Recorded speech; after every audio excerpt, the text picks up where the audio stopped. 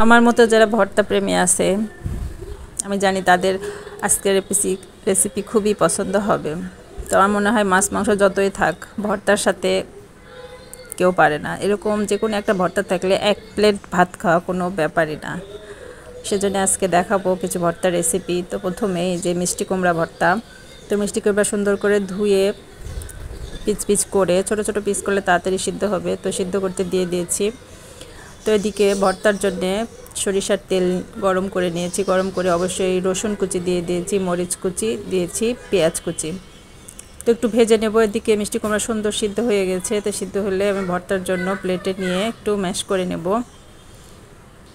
Mash করে এক সাইডে রেখে দিয়ে আমি পেঁয়াজ মরিচগুলো রেডি করে নেব। তো এখানে পরিমাণ মতো লবণ দিয়ে দিচ্ছি, কারণ এখন লবণ ভেজে নিলে কাঁচা লবণ দিয়ে ভর্তা করতে হবে না, যেহেতু কাঁচা লবণ স্বাস্থ্যের জন্য ভালো না।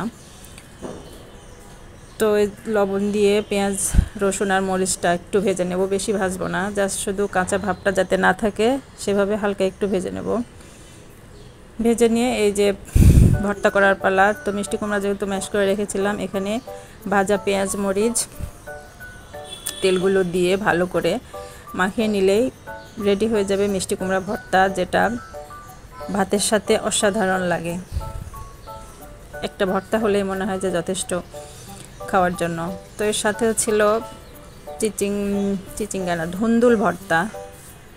এই ধুন্দুলটা প্রথমে ছিলে তারপর পরিষ্কার করে ধুয়ে নেব, ধুয়ে তারপরে পিস পিস করে নেব, পাতলা করে কেটে নেব।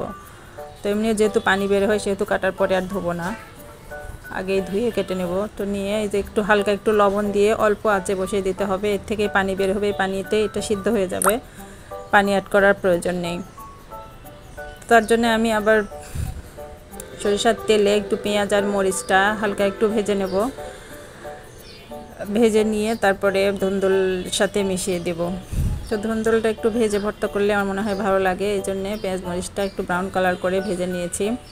ভেজে এই যে এর মধ্যে দিয়ে দিলাম সেদ্ধ করা ধুন্দুল, পানিটা শুকিয়ে আসলে নামিয়ে নেব। তো নিয়ে ভালো করে নেড়ে চেড়ে মিশিয়ে নেব।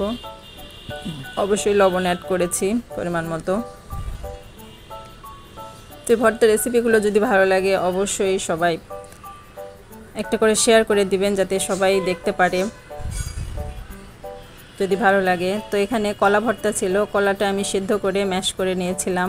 তো কলা ভর্তার সাথে কাঁচা পেঁয়াজ মরিচই ভালো যায় আমার মনে হয়। তো এটা ভাজিনি, এটা কাঁচা পেঁয়াজ মরিচ আর সরষের তেল দিয়ে লবণ দিয়ে কষলে ম্যাশ করে নিলেই হয়ে গেল, ভালো করে মাখিয়ে নিলেই হয়ে যাবে কলার ভর্তা।